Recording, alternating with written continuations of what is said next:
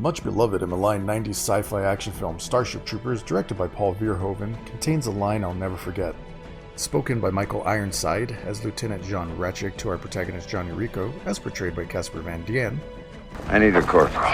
You're it until you're dead, or till I find somebody better. But, unlike Johnny Rico, Master Chief is not replaceable. He's one of a kind, humanity's last hope. If he dies, we all die. But the only way players would buy into that hype was if Master Chief felt like an extension of themselves. You can build a beautiful world, you can design an amazing game engine, but control is king in a first-person shooter, and Bungie certainly delivered with their influential series. So sit back and prepare for an orbital drop as we discuss the beauty, the flaws, and the impact of the Halo series.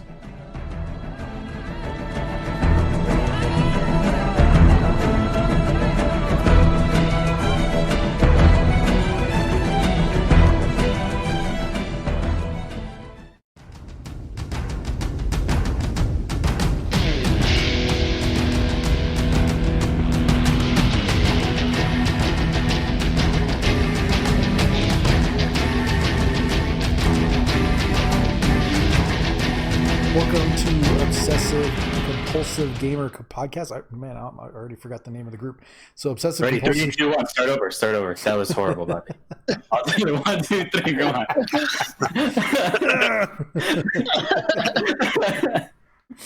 All right, 3, 2...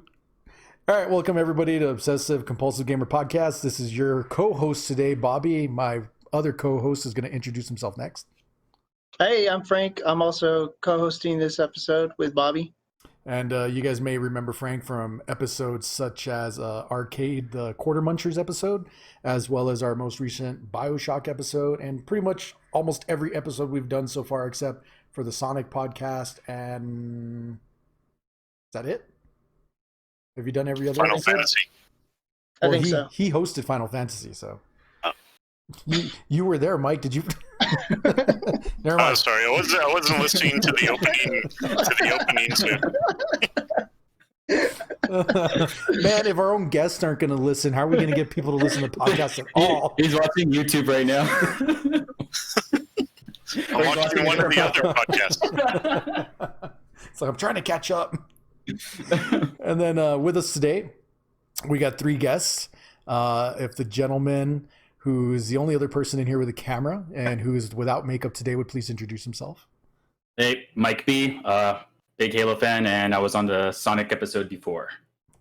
Then below me in the bottom left, with the Belmont. Which Belmont is that? Trevor, right? Trevor. All right. If you'll please introduce yourself. Hey, I'm James.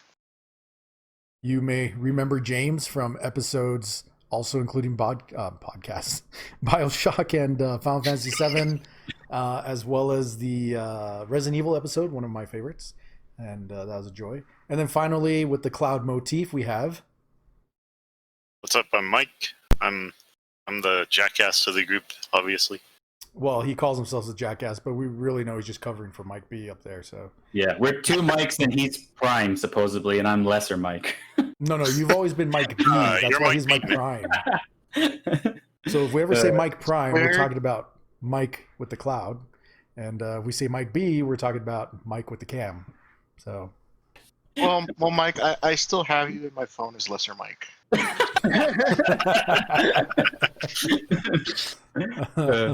I accept that. All right, so today we are going to be covering the topic of... crap, hang on, my question disappeared. We're going to be covering the topic of... Thank you, Frank. He's already... excellent co-host already. He's already got my ass covered. We got Halo going on tonight. Halo is a huge series. We're not just going to be talking about the first game, but we'll be talking about the series as a whole, but there'll probably be a great deal of focus on that first game. Since Frank and I aren't really big on Halo, I know I've only played the first one, and Frank, you've played which ones? First two. And so, but Mike B, James, and Mike Prime, on the other hand, have a wealth of experience with several Halo games, both good and bad, and they're going to be here sharing their expertise and experiences with them. So, to get us started, well, before we get started, Dave, you guys have anything you'd like to share? Anything you want to get off your chest? Anything at all? I'll take it as a no. All right, cool. All right, so big question for today. What was your first FPS experience? And for those of you who are unaware, FPS does stand for first person shooter, which Halo is. So, starting with James, what was your first FPS experience?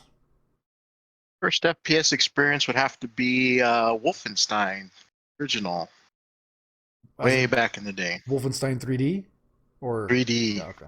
Yeah, Wolfenstein 3D. I don't remember where I played it. It had to have been maybe somebody put it on a school computer back in the day. Wasn't it shareware too? It was shareware, I Yes. think, right? Yeah. Yeah. Yeah, I the remember first episode. somebody. Yeah, somebody had it on a school computer, and we would fight over that computer just to play Wolfenstein in between like the typing classes we had. Now, the very first Wolfenstein game, how was that one set up? Because it wasn't a first-person shooter, obviously. Anyone know? Yeah, Yeah, it was actually- a side scroller. It was actually not necessarily a side scroller because it was supposed to be the top-down perspective. So you could see everything from like the room that you were in, or rooms, I should say, because you had a little, your character, and you'd have lines, pixels separating the walls, and then also the guards. So wouldn't really say it was a side scroller because it was Oh, the yeah. floor plan that you moved around like that. But it was actually a game that introduced, I don't remember if it was the first one with stealth, but stealth was actually a factor in that game because you could sneak around the patrolling enemies. I was confusing it with Duke Nukem, like the pre-FPS Oh, yeah, 'cause games. Duke Nukem was a Oh, side-scrolling shooter. that was side scrolling, yeah. Yeah. Mhm. Cool. What about you, Mike B? For me, it was Duke Nukem 3D, and I remember I don't remember fully how I got a hold of it, for it was mature, or just back then stores didn't give a fuck. They didn't. So I remember there was a time where they're like, oh, they always tell your parents like, oh, well, he has to be this certain age or stuff like that. That never happened. It was just like, hey, that guy's shooting an alien. That looks cool. Mom, can I have it? She's like, sure. And then of course on the computer we had at the time, I played it, and yeah. I mean, that was my first FPS. I've heard of Wolfenstein, and I never got a chance to play Doom before. Always wanted to, but Duke Nukem 3D was my first one. And it was really cool because of the shareware also for that. I was in school, and one of the teacher's aides that was there, for some reason they got brought up, and she's like, oh, my husband really wants that game. I was like, oh, that's cool because it's shareware.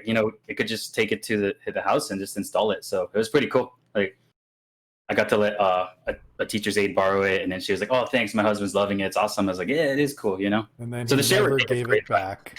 Never gave it back. Just like my cousin in Super Metroid, the son of a bitch. Sorry, having bad flashbacks.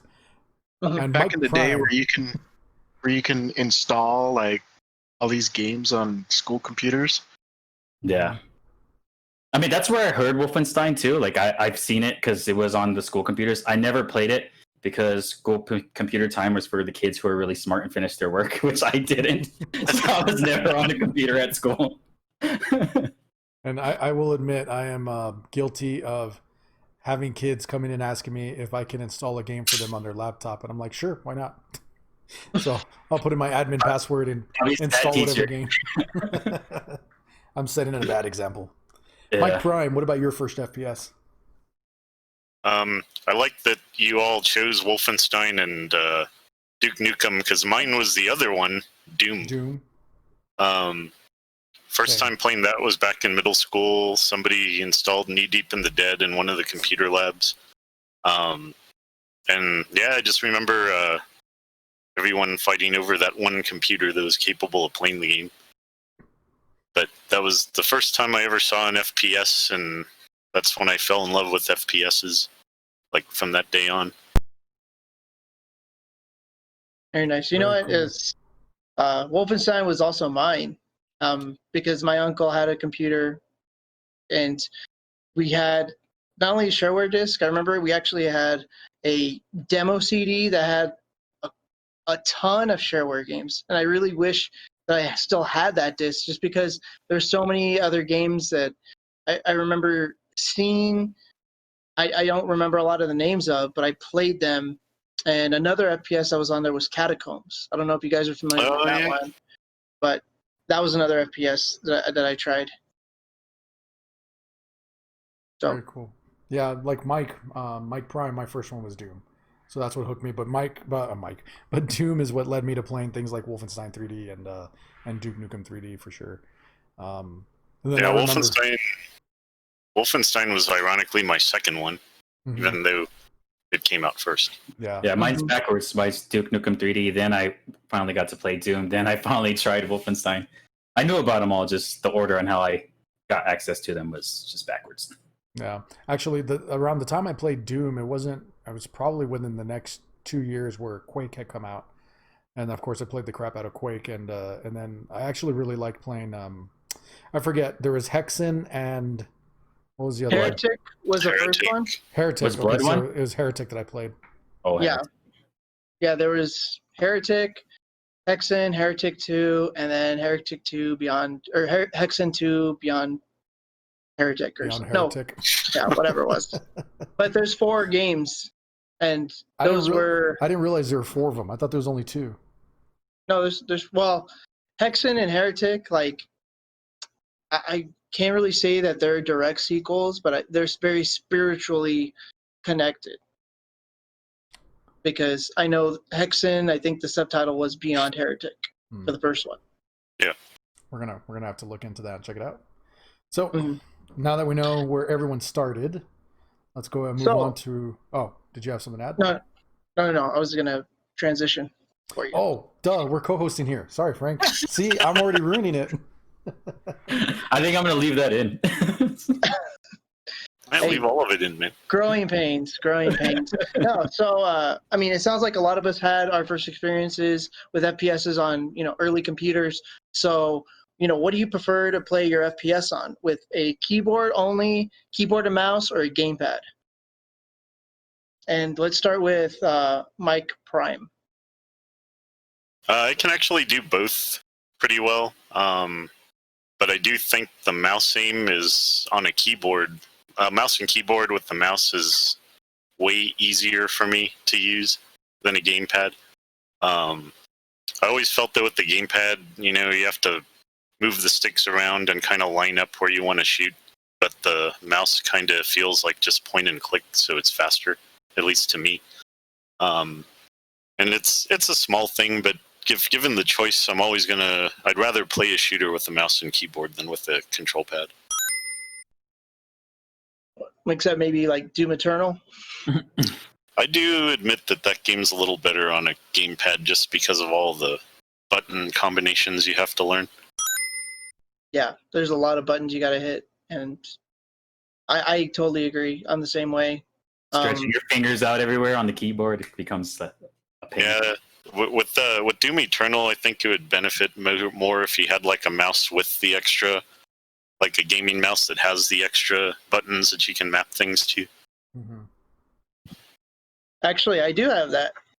Thanks to Mike B. He gave me this 4-button mouse, so I have these 2, of course, the mouse wheel, nice. And then these 2 on the side, but I haven't really messed with it because I still prefer playing Doom Eternal with the controller. Coincidentally, I can also thank Mike B for giving me a very similar mouse for my desktop. It also has the 4 buttons on the side, so Mike B, always giving away awesome stuff. Dude, if you happen to, I have too much stuff sometimes, so, I mean... I know if anybody needs stuff, yeah. Yeah, this guy buys headphones like some people buy shoes. So. Yeah, that's basically what it is. Like they buy packs of gum. I have a pair of the headphones you gave me still. Yeah. Sweet. Yep. So, sounds like Mike is very much a keyboard and mouse kind of guy. What about you, Mr. Mike B? For me, it's also varies both. Straightforward, kind of like Mike, it's mouse and keyboard would probably be more ideal for just kind of how easy it is to aim. What I've gotten to lately, though, is I was playing the Master Chief Collection, and I went back and started playing. I played Halo Reach through the story, and I played mouse and keyboard for the first time. It feels really good. It feels great, and I like it. And then I was like, okay, well, I'm going to play Halo 2 or some of the multiplayer online. And I was just like, oh man, I just suck, or it's, I'm just terrible at it now. And then I just plugged in the gamepad, and I guess I was just so used to my natural instinct on gamepad for playing Halo. I was like, okay, I'm doing a lot better with the gamepad. Even though I enjoyed to use the mouse, I was just so used to using the gamepad for that specific game. So I believe it's more like how you start a game and how you keep playing with it. It just becomes a habit. Because I had the same thing with Gears of War 5. I was playing with the mouse on the story mode, but when I went online, I couldn't really do that good.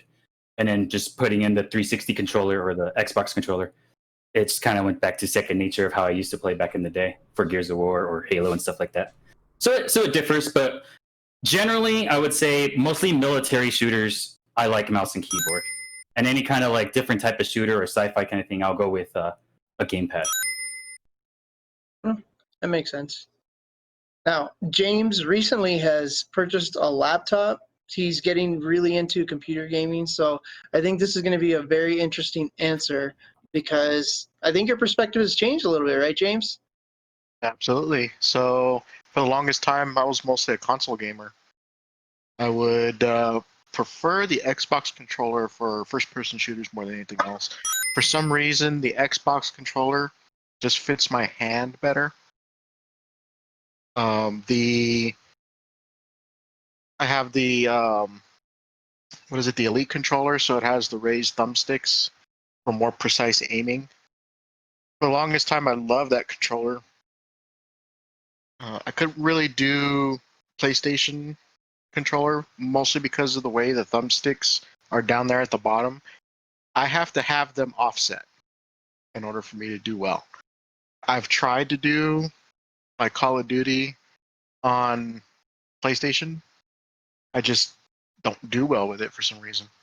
Mm-hmm. But recently I got a gaming laptop. I'm starting to get into PC gaming. I'm really enjoying the mouse and keyboard. It's going to be interesting now because I got to see if how well I do. Right now, I don't do very well because I'm still trying to get used to it. Mm-hmm. But slowly but surely, I'm getting pretty good at it. I think, in fact, Mike B and I last night were playing Duke Nukem 3D World Tour co-op, and I was doing pretty good on the fast pace, keeping up with him pretty well. So yeah, I'm starting to really enjoy it. I'm learning because I have a gaming mouse too that has those buttons on the side, and I've adjusted it to where I have the reload buttons over there on the side, so I don't have to reach my fingers over for the R. That helps out a lot. The preciseness of it, where I can just point and click on, it's basically point and click now. Yeah. Instead of having to drag your cursor up over or drag the thumbstick up and over the target. And of course, a lot of first-person shooters now have an aiming assist for like online gaming as well, because the gamepad isn't as accurate. So yeah, I'm starting to enjoy it. If I get better at it, I'm probably gonna do pretty well in first-person shooters now. Dude, and that's the thing too. From playing Counter-Strike back in the day, I was actually always against aim assist, even on consoles. But like I didn't like how aim assist worked, sort of in a way. It was kind of like heavy on Halo, and I kind of got used to it because if everyone else is using it and they have an aim assist, you're kind of like forced to use it in a way because it became an advantage. It's more commonly called sticky aim. Yeah, where there you go. it doesn't really. It kind of pulls your aim towards the enemy, but it doesn't actually put it on them. It doesn't aim at them. It's once they enter the crosshair, it drags with them a little bit before they leave the crosshair. Yeah, and that's just to assist you a little bit in trying to get the thumbstick to go in that direction. Obviously, there's a little bit of like a delay there. Yeah. Well, I'm glad you guys brought it up because it is one of the things I wanted to talk about since we're discussing Halo. Because if we go back to the console days before Halo, on the PlayStation 1 and the N64, there were first-person shooters on those consoles, but they did not function the same way that Halo did. If you guys remember games like GoldenEye or A Perfect Dark or even Doom 64, they all function on a controller with one analog stick. There's Yeah, no that's dual what it analogs was. there. Granted, the PlayStation had its dual analogs with the DualShock that was introduced Yeah. later. I don't know if games like Medal of Honor took advantage of it. I don't remember how Medal of Honor played on those games. Yeah, see? No. And It was terrible. so playing those first person shooters on those games, like as great as GoldenEye is, as much as I have great memories of it, going back and playing the original N64, it takes some time to get used to those controls because, you know, they're not set up what we're used to now with dual sticks. But what Halo did is what you guys brought up. They essentially, if not so much invented, they at least made it applicable, the sticky aim or the aim assist. Aim assist. Aim assist, yeah. That other companies then basically copied for other games of that generation, and now a lot of games on console are built around that standard. They made it so people could comfortably or enjoyably play FPSs on a console and not have to play them on a PC, especially during that time, because there's still a lot of issues with PCs not being what's the word I'm looking for? Like there wasn't a standard for the way things were set up with video cards or the systems, and so it was harder for people to buy something and then be able to guarantee that it was going to play on their system because maybe it wasn't compatible with that video card, or maybe because it wasn't compatible with something that was in the system. I mean, you know, PCs are so much easier to build and set up, and you're almost guaranteed that as long as you have the right amount of horsepower in it, you're probably going to be able to play that game that you want to play on there. And but back in the day it was a lot different, so making those FPSs accessible on consoles really helped those games sell. Mm-hmm. Well, and you brought up the 64 especially, Bobby. So I mean, what is it that you prefer for FPSs? So I mean, I'm used to the gamepad, the dual stick gamepad. I'm comfortable whether it's an Xbox One or PS4 or PlayStation 1. I'm probably better on the PlayStation 1 just because that's generally what I play versus an Xbox controller, but I do feel the Xbox is more comfortable. But like, you know, not just first person shooters, but even third person shooters like Max Payne, I do like that I have more control over the aiming. What bugs me about the keyboard controls is that I have to use the keyboard, and we talked about having to stretch your fingers over to, you know, click on things. Like I was playing Max Payne, the original one, the other day, and of course having to stretch my fingers out. I mean, can I do it? Yes, but then I accidentally hit the wrong button, or I forget where a certain button's at, you know, because I don't play it regularly. And so I wish someone would invent this ugly configuration of like a control stick in one hand and a mouse aiming in the other hand, you know, a button. You could do that on Gears 5 on PC. With what though? What, like holding an Xbox 360? Yeah, you hold on the Xbox controller, and then you could just move the mouse, and it controls both. Right, but what I'm saying is that then you have the other half of the controller that weighs over, and then it gets tiring to hold it like that in your hand for a long period of time. That's the only problem. You know, it'd be nice if it was like a Nintendo, you know, like the Wii had the nunchuck, except instead of the wand, it was a mouse, and then you had the nunchuck part. But well, one of the biggest things that I was gonna want to bring up about the gamepad too, that's a huge advantage when, even though I do like playing PC on keyboard more, is the full rotation of the 360 ability to like the diagonal up down. Because like when you go WSAD for up down left and right on the keyboard, you can either press it and it goes full speed, and then you hold shift or another key to make it like the person's walking. And with the joypad or joystick, you can. There's so many degrees of how hard you press the analog to make the speed of the person move, which that's what I do like about gamepads a lot. Right, and that's really great, beneficial for like stealth games. Yeah, exactly. So we spent the first 25 minutes not even talking about Halo, so let's move on to Halo itself. So where and or when, if you can remember, did you first play Halo? Get us started, somebody. I'm not going to pick anybody randomly. Share somebody other than me. I'm doing some work thing real quick. Sorry. Well, Mike, I should be done in like 10 minutes. Do you want us to take? We can pause, Mike, and then we can restart when you're ready. I've got two monitors, man, so I got the podcast on the other one. Yeah, but you know, we want your full attention, bro. You do have my full attention.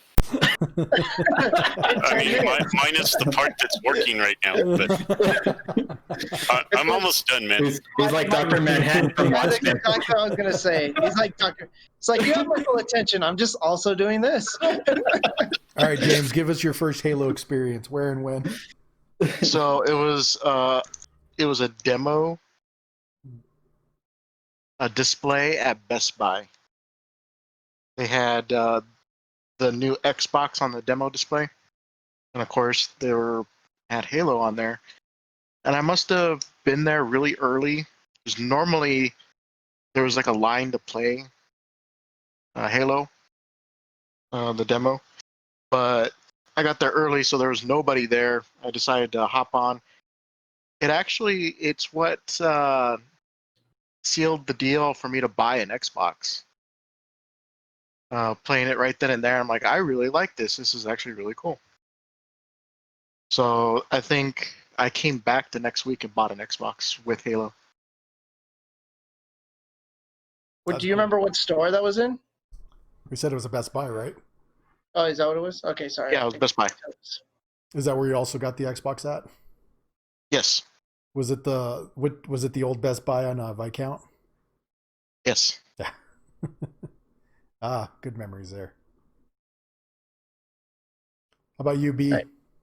Okay, the first time I ever played it was at my house. I was living with my dad. It was that holiday of 2001 when Halo released, so I didn't get it exactly the day it came out, but I got an Xbox and Halo that Christmas, which was pretty cool. It was one of those things. He's like, "Oh man, if you're not behaving, I'm gonna take it away." So I got it Christmas Day, and I believe by January 3rd, I got it taken away because I got in trouble. What'd you do? I knew where he hid it, so whenever he was gone, I would just whip it out and start playing it and then just put it away. Wait, are we still talking about the Xbox? Yes.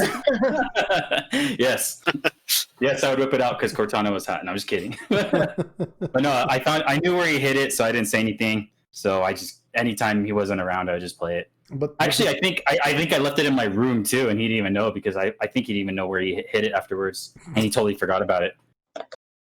But the question is, what did you do to get in trouble? Oh, what did I do to that? I don't remember. I got in trouble a lot when I was younger. There's a list, dude. That's cool. Shows that Mike B is a lot younger than we are. Because I think most of us were probably semi-functioning adults with jobs. I was legally an adult. I don't know about functional. That's what I said, semi-functional. No, dude, I was like in middle school, I think. Oh, damn. No, I wasn't in middle school. I No, you're. barely started high school or something. Mhm. Oh, well, Halo came out, I forget, 2001 or 2002? 2001. It was 2001. Yeah. So you had mentioned earlier about your mom getting you a copy of Doom when you were younger. What were you, like in elementary school? Or was that when you were in middle school? I was 9 years old. It was Duke Nukem 3D. Oh, Duke Nukem 3D, not Doom. Which is worse because the first thing I did was like give the chick money and her tassels are all shaking over. And I was Right, like, right, whoa. And then like my mom's asleep and I'm in the computer in the living room. I'm like, what the fuck? And then you Do that decide again. to whip it out and, you get it. No, I just kept doing it over and over again. And then I was like, oh, that's cool. First And then exposure to boobs. I tensed up and I accidentally clicked the mouse and then I shotgun blasted her. I was like, oh shit, I killed her. But the reason I brought it up is because he talks about that, and he was referencing, I guess, the ESRB without using that word. And I was just thinking, well, Yeah. the ESRB has been around since what, like 94? Because it got started with because there's the Doom issue, and then It was the issue Doom, with Mortal MK, and Kombat. Night Trap. Right. Yeah. And those games came out, what? Mortal Kombat was what, 92? 93. Yeah, 93. 93, I think. And then No, wait, no. The original Mortal Kombat was 92, but the Right. home console the version home was console 93. version was 93, right? I Which think, is Okay. isn't that when all that happened, though? Like the Yeah, ESRB Right. thing? Yeah, it was that Yeah. year. So then by the following year, I believe, I think in it was 94, 94. was Mhm. officially ESRB. So by then the ESRB has existed when Mike got his copy of Duke Nukem, but because his mom said it was okay, Walmart or Target or whatever store he bought it at didn't care. Yeah. Yeah, same with my parents. They didn't keep. And then probably if my dad was buying Halo for me, they probably just thought, "Hey, a military guy's coming in to buy this. Oh well, don't even question him." Yeah. Well, and I mean, my dad doesn't play didn't. video games at all. As long as your parents gave the okay, they just couldn't sell it to you directly. That was the only thing. So yeah, otherwise they didn't care. But anyway, sorry, we're off topic. So Mike, Prime, you're up on the question. Yeah, mine's up. I already finished my work thing, but yeah, my experience is very similar to James's, except it was a CompUSA.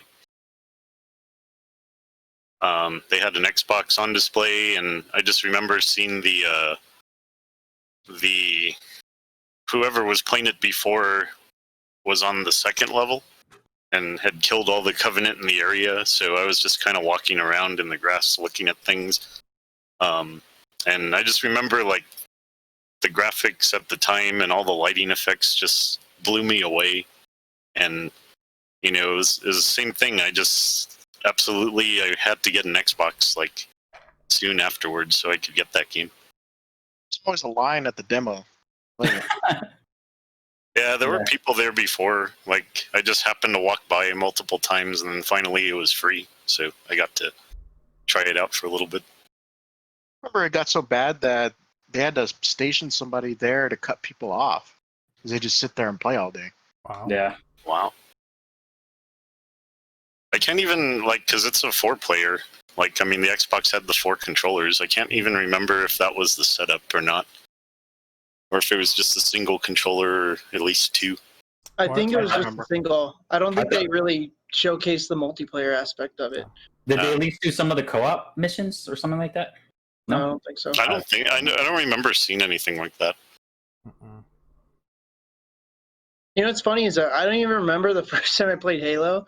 I know it was with Mike at some point, but I don't remember when. I think it was in 2002 at some point, because I think by then you had gotten an Xbox in Halo. I know we played it with our friend Pat at the time a lot at his place, but that was already 2003, so Halo had already been out for a couple years. Yeah, actually, I was a big hater on my Xbox in general, but Xbox, because they were pushing their way into Nintendo, and I had begrudgingly accepted Sony by that time. They were pushing into their territory, but it was in college when Halo came out for me. Since it was 2001, I was finishing up my sophomore year, and one of my fraternity brothers, he had an Xbox, and he brought it up one night and plugged in Halo, and he asked me to play with him, and there's 4 of us playing. And like the standard controls, I didn't want to play with those standard controls because I was like, this isn't how you play a first person shooter, so I set it up like GoldenEye controls with the one stick. And you gotta stop and aim. Yeah, I totally kept getting my ass kicked, and so I hated Halo. I was like, this game sucks. I'm terrible at this game. So it took me a while. Controls. Yeah, it took me a while to get used to that twin stick control. But the one memorable thing that did happen, which is what impressed me with the Xbox and sold me on it, was with the LAN play. We had another friend on campus who had another Xbox, so we set up a LAN party, and we were able to do 8-player multiplayer. And that was a lot more fun because, at the time, Smash Brothers was already out, and so we would play that as 4 players, and that was nuts. So being able to do Halo with 8 players, reminded me a lot of GoldenEye, because no one knew what the hell they were doing, and everyone had different control schemes, and you couldn't tell who was who, even though their characters were different colors. We all looked the same. So, it was great. I mean, that was probably my best experience with it, was that time in college, but not, it was really the multiplayer that sold me on it. I did play through the main campaign, but obviously, like I said, I only played that first one. Yeah, and I was the same way, Bobby. I went to some of the, not a lot, but a lot of the LAN party, or some of the LAN parties that people would throw. I remember this was pre-flat screen TV days, so we had to carry our heavy-ass CRT televisions everywhere. And it was an awesome experience, honestly. Getting everyone together and plugging all that shit into each other, each other's Xboxes and stuff. That's something I have fond memories of, and sadly probably will never see again, because there's never going to be a need to do that again. Yeah. Yep. Yeah. I will say that like I became very popular because of my knowledge of like computers and networking during that time. I Because was like, Mike, it's not working. Fix it. that and like I was usually the only one that had a router. What's a router? Remember that one that we were at where we had like 2 Xboxes set up upstairs, like 2 of them set up downstairs? Oh yeah, that was at the place I was living at the time, which was already networked. So you were a part of like those parties where they would do like, let's get 100, or let's see how many frags you could get over the course of the whole night. Have you ever done that? It was pretty much just deathmatch, like for hours and drinking. Yeah, but like if you were to go eat, you have to leave your controller down, and then you would get killed. No. I don't remember those kind of rules. Yeah, there was one where people were. I've been to like 2 of them, and you set up the match to play all night long, or set it to where it's unlimited frags or kills. And if you have to go to the bathroom, that's your own fault. You have to like put down the controller and like go as fast as you can and come back, because then people are just going to get kills off of you, you know? Or if you have to go eat or something like that, yeah. And it would be from like till nighttime until dawn, and whoever has the most kills wins, you know? Mike, I'm glad you're friends with us because your old friends were assholes. No, that's all the rules for everybody. They didn't treat me like that. You make it sound like they only did it to me. I don't know about you, man, but when you're in a battle, you're committed. You piss on your own time. Well, but at the same time, you know, you're not doing unlimited kills for all night. So Yeah, true. Yeah, I don't remember ever doing anything like that. so so with our first experiences, sounds like everybody's pretty, you know, they remember them pretty fondly. So this next question is going to be a 2-parter. Would you guys prefer both questions at the same time, or would you prefer one and then the other, since it's a 2-parter? Both at the same time? I can do them both at the same time. Okay, then let's see. I'll start with James again. So, part A is: do you prefer the Bungie or 343 era of Halo? And the part B is: has 343 done Halo justice since taking over? Before James answers the question, let's preempt this with quick explanation where, for those of you who may not be aware, Bungie is the original creator of Halo. They did, remind me guys, I know for sure they did 1, 2, and 3, but they also did Reach and Odus. AST and Reach, yeah. Okay. And then 343 Studios took over after they completed, Reach was the last one they worked on, right? Yes. Okay. Yeah, so 343 did 4, They did 4, 5. 5, 5. and technically the Master Chief Collection. Okay. Yeah. So. And the Halo Wars games. So just Actually, I don't think it was Halo Wars. It was a separate no. company. Halo That was a Emblem, different the guys company. that was the ones who did Age of Empires. Yeah. Oh, was it? Emblem Studios, I think. Yeah. Yeah, we had actually talked my about bad. this the other day, so I do remember that. Yeah. Okay, so just for anyone who wasn't sure who Bungie and 343 were, those of you who haven't played Halo, if you're familiar with Destiny and Destiny 2, that's a Bungie creation as well. Yeah. So they're the original creators of Halo. But anyway, so James, go ahead, sir. So me personally, I prefer the Bungie Halos. I like that 343 try to innovate a little bit more, but it just seems like there's something missing from the 343 Halos. I can't really pinpoint it. I feel that Bungie had a lot more. They expanded the universe. They, provided more in-depth storytelling than 343 has. Granted that 343 is only, building off of what's already been established. But I think the characters that Bungie established are just a little more fleshed out. So I'm going to prefer Bungie over 343. Okay, mostly because they had a lot to. Bungie had a lot to develop. They had a lot of story to develop, a lot of characters to develop. They kind of spearheaded the whole thing. So, I'm going to prefer that over what Bungie or what 343 has been trying to do. Okay, so you're bringing up the story now. What about gameplay wise? Like, do you feel Bungie still did a better job than 343? I feel that Bungie was kind of getting a little stagnant with the gameplay. It really, Halo 1, 2, and 3 felt very, very similar. Not a lot of innovation was going on in between the games, aside from a few power-ups here and there.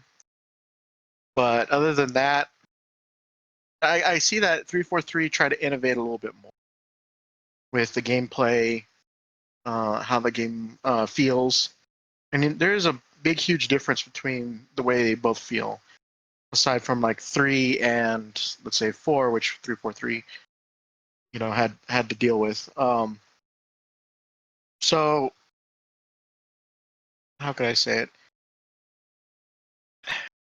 I see the faults in Bungie and not innovating the gameplay very much throughout the series, and 343 attempting it, and I can recognize that. But as far as story and character development, I think Bungie has done a whole lot better.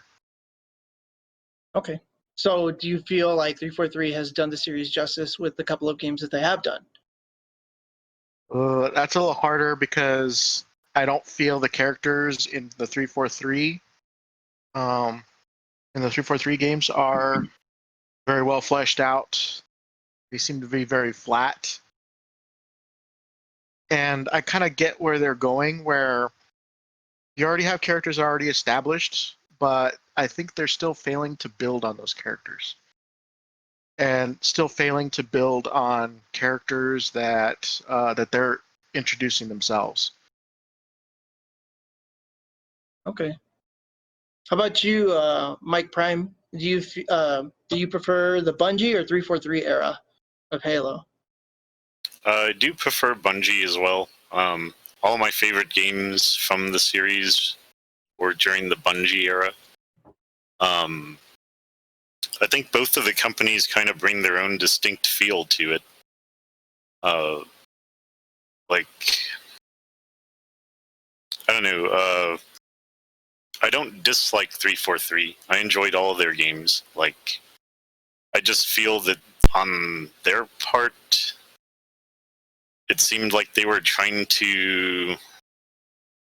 I guess the best way to describe my feelings is Bungie was focused more on Master Chief and his story, and 343 was trying to kind of create a more like an expanded universe with other things, other characters, other enemies, things that were being kind of thrown into it all, which isn't necessarily a bad thing, but kind of like what James already said, was they had established a really strong universe in the original games already. So, I don't know. I enjoyed 343. I think they did do the series justice for the most part, but they feel to me more like they were trying to turn this into like a yearly franchise or something. You know what I mean? Like there was less and less like devotion to character development and stuff, and more about just like, oh, what are we going to make the next game look like, or feel like, or what can we do here? You know what I mean? Yeah. So do you feel that the 343 has done it justice? Because I know when we had talked about Halo 5, you loved the gameplay. I did. I thought Halo 5 as a game, it was fun to play. I liked the control scheme in Halo 5 because it felt more like other shooters, like Call of Duty or whatever. That's kind of the more standard control scheme. Because I remember all the other Halo games, like the aim button was like the control stick. But most shooters have one of the, like the aim down sight button is one of the triggers, which they did in Halo 5, and I enjoyed that way more. And I'm probably one of the... I actually like the Prometheans, not as a species, but I like the weapons they drop. So I thought it was a lot of fun to pick up their weapons and use them in the game. So that's why I liked Halo 5. But story-wise, I was a little disappointed by the end of it, just because I felt that they marketed something that wasn't representative of the final product. There were development issues with 5, weren't there? I think so. I didn't really look too much into it, but it felt like they were having some kind of problems. Was it at the end though when it was they're finishing it up, sort of, or was it through the whole process? I don't remember, honestly. I just remember there being some kind of issue, but then again, what they advertised was not the finished product. Yeah. I think what they wanted to do in the pre-development stuff and what they were trying to advertise the game as, what they wanted to do never really came into fruition. They just kind of... Oh, go ahead, Bob. When you're talking about advertising, you're talking about the pre-advertising before the game was through its main development, or you're talking about even as the game was being completed? I think as the game was completed, because it was like a lot of the teaser stuff. This 5 was advertised, like a year, 2 years before it came out? Right. Yeah, all the commercials were for things that didn't happen in the game. Okay. Yeah. Okay. So, and I think that upset a lot of people too. I know some of it was. I know we had this conversation not during the podcast about how it felt similar with Halo 1 and 2. You had mentioned it, Frank, where Halo 2 felt short, and what a lot of people say that led to is because they took a lot of things that they had talked about with Halo 2 and used them in Halo 3. And a lot of people were saying the same thing about Halo 5, because I remember hearing about this, where a lot of the things that they talked about in their advertisements or discussed was stuff that didn't show up in Halo 5 because they decided to hold off and use it in Halo 6. So we come back to this complaint that we've had in the past where, these game companies, usually we talk about in regards to DLC, where they release a game that isn't what they told us because they use it for DLC, or in this case, they use it for a sequel to the game. So maybe that's the case here. Well, yeah, and this happened before, honestly, because Halo 2's development was kind of crazy too. It was.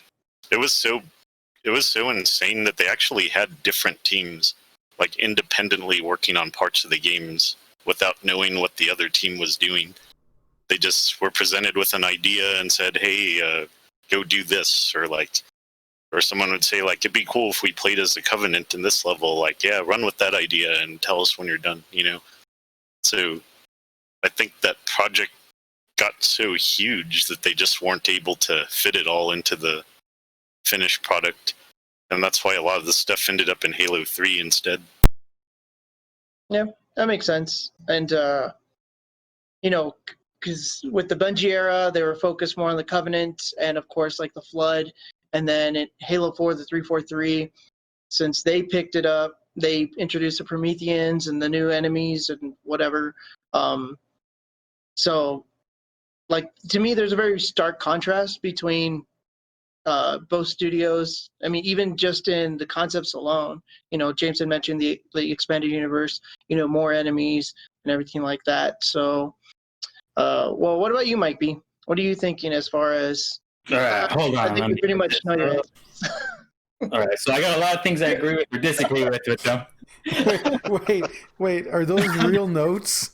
Yeah, dude, look, it says right here. You finally prepared for a podcast. I'm totally ready for this. Yes. Crazy. I just want to say, I didn't know that you could write without knowing how to read. But Mike, I wrote down and I was like, I don't know how to read this. You're right, Frank. I don't know how to read this right now. I'm gonna fucking throw it away. No, I only wrote it down so I know if we already covered something, I won't repeat it, or at least try not to repeat it, as if it got covered already. Mm-hmm. But I will bring up a little bit of stuff what they brought up because I actually feel different about some of this stuff. So the question was 343 or Bungie, and of course I was just joking around. I wasn't gonna hit you guys, but the obvious answer is always Bungie, no matter what. If anyone says otherwise, they're fucking idiots. I'm not saying it's okay for them to, but whatever. Bungie is basically the heart of Halo. They're the ones that created it, the story, just like James was saying, but the spearheading. And I always think it's weird that they're no longer a part of it And when it started happening, I was actually like, what the fuck? Why are they not going to do Halo anymore? And they're like, oh, we're going to go off and do our own thing and venture off. I don't know if it was like, I never read into like if it was a conflict with Microsoft or what the big deal is. I don't know if any of you guys know what it was. I do know a lot of the people ended up working for 343 in the beginning. Okay. So, but the main reason why the split was, I'm not too sure. I guess I could go look into that later. But they're saying they're going to go do something new and something different. And then Destiny comes out. Sorry, AJ. But it's just a fucking reskinned Halo.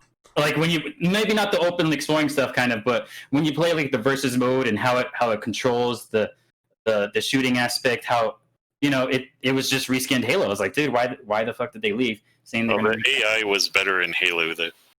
But like, why are they going to say they're going to make something different when it was exactly just the same thing? Just gameplay wise, but it's a new IP, and so they could do more. You know, play with the lore, especially since, I mean, for those of you who don't know, Destiny, it's an online kind of like an MMO, not necessarily an MMO, but you know, where the universe is happening around you, whether you're playing or not. Yeah. But I was talking more about the gameplay. Story, I totally understand if it's different. But yeah, when they said they're going to do something unique and completely different, I thought it was going to be like a different type of style game and stuff like that, you know? It's whatever. Destiny's okay, actually. I mean, I played the first one for a bit. I haven't played the second one that much. Did 343 do it justice? In my opinion, I don't think so. I hate the stories after that. I think it's just kind of gone beyond what it needs to be. It has like that sequel syndrome of like, where are we supposed to go next? I don't like the Prometheans. I kind of think when you're in a universe like that, they have a whole galaxy that's under threat from the Covenant and all that stuff. And then with a span of like a few years, or what is like 4 years from the third to the fourth, I don't remember, is it 10? I actually don't remember. It's not that long of a time span, but there's automatically going to be a huge threat of Prometheans, and I'm supposed to believe that? Like, I don't know. It's sci-fi and all, I get it, but if it's going that route too, and you guys were saying it earlier, I do like the fact that they were introducing new characters in 5. What's his name? Locke? Mm-hmm. And he's chasing down Master Chief. But it gets to that point where you're saying, you even said that it's getting mixed up on how they're trying to introduce new characters to the world, which I believe if they were going to do that, just no more Master Chief. I love Master Chief, but if you're going to really want to expand on the universe, I think you would have to actually go 100% through point of views of people who are not in the previous games. You could bring up people or have cameos of people, but having Master Chief as a big major playing role kind of like diminishes the fact that they're trying to rise up and bring these new characters. Because I didn't give two shits about the new characters once I was playing it, because I was Master Chief. It's like, oh, he's trying to hunt down Master Chief. Fuck no, I'm Master Chief. That guy sucks. You know, it's just I kind of had that feeling towards it. I believe Halo, on story wise, probably should have just stopped making stories. And I think it would have, because lots of people right now, you'll see, why do you get Halo? Because they're gonna go play it online. And yeah, bro, I'm gonna play the story, and then I'm gonna get online with my friends for the next 3 years or 4 years till the next Halo game comes out. Then I'll buy that game, play the story, play online, and then just repeat the process.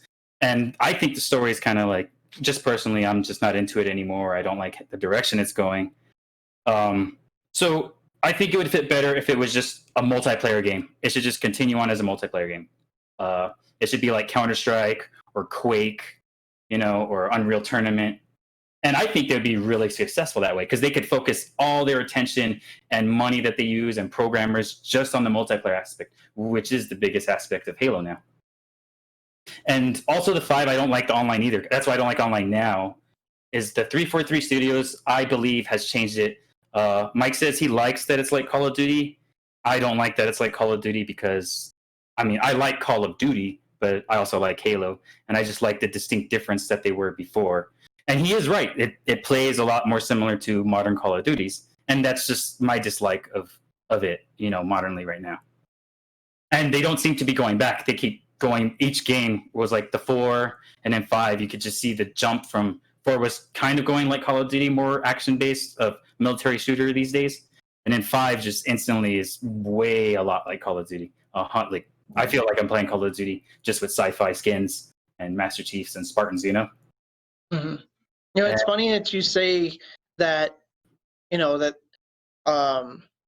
they're, to me, the first Halo was very much about the multiplayer, and I think that's what really got it popularized, because that local co-op, that multiplayer. Because if I only played the first Halo like the most, I played the second one a bit, but I'm not a real huge fan of the series.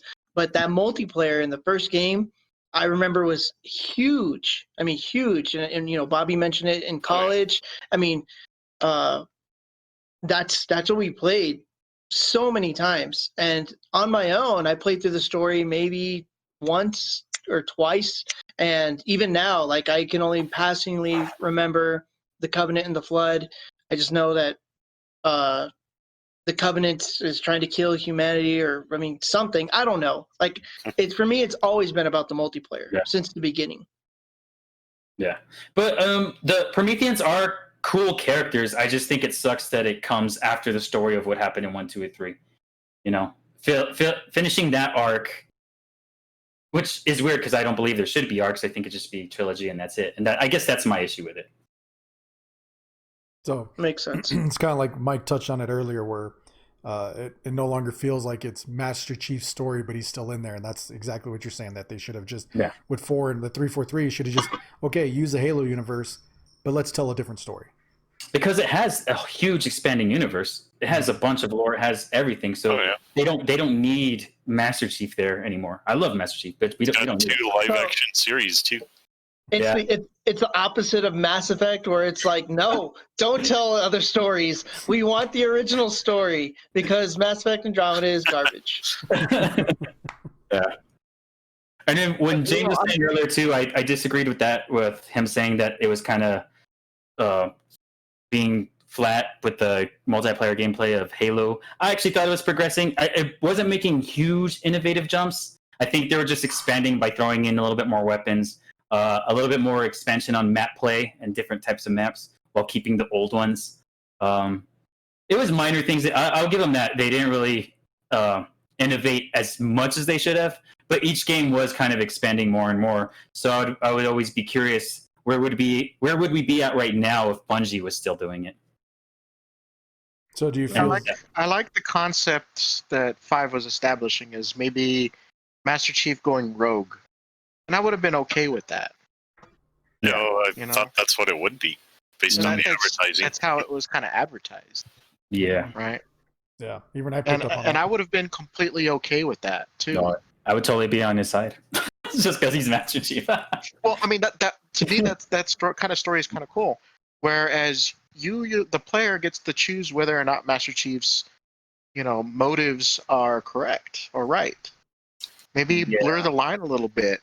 No, but that aspect is cool. But everything else, like the Prometheans, well, I guess Cortana is the reason why he might go rogue. But I mean, I don't know. It's I don't know. I just didn't enjoy that storytelling. It's because, like I said, with 3, I feel like once you finish a major story arc like that, or a trilogy, that should be the end of it. I think Gears of War has the same problem too. Well, even though I like Gears of War, it's just 1, 2, and 3 are like that definitive story, and then you got 4, 5, and 6, and then people are saying, "Oh, well, if they're introducing all these new characters, and you're just hating on them." And I was like, "Well, it's not that I hate on them too much. It's because I have this old character here with me that's from the last one, so I'm more gravitating towards this character, and I'm not caring too much about the new characters." And now, if he was just pushed to the side, Marcus Phoenix and all of them, and you don't really get to see them. Well, actually, in Gears, not as much as Halo, because in Halo, Master Chief's the main character. But they're still there, kind of like distracting you from this new storyline. But I don't know. That's just me. I feel that there's a lot of potential in 4 and 5 that just kind of misses the mark. I want to know how Gears of War 6 was. Yeah, me too. There was a 6? No, they're on 5 still. Because Mike said 4, 5 and 6. So Well, I was curious. I mean, they're going through that. Judgment is in there. Yeah, you're right. I said it. My bad. So But yeah, I think I'll stop ranting. Sorry, Bobby. Go for it. No, that's okay. That's cool, man. That's cool. I want to come back and ask about the multiplayer, because you guys obviously have different opinions on the multiplayer. But I guess my question that I'm leading up to is, to me, Bungie at least with the first Halo from my experience, and then from what I hear about a lot in the second Halo, they really innovated multiplayer on the consoles, and I guess just for FPSs in general. But do you feel now that 343 Studios, instead of innovating the multiplayer, they're looking at what other studios do and borrowing from it? Or do you think they're still trying to innovate with different things and push the medium forward? I give them credit at least to the fact they try to stick to the roots of what Bungie starts. More of like how the damage system and the map play is mostly, I think, is what's starting to, they're trying to follow the trends of other shooters like Call of Duty and stuff like that. But more on the weapon system and stuff like that is they're trying to at least keep it to heart of Bungie Halo, sort of. Oh, that's yeah. Well, I do want to say that like modern multiplayer was pretty much defined by Halo 2. Like they're the ones that started it. So back then, I mean, they were the innovators of all of it.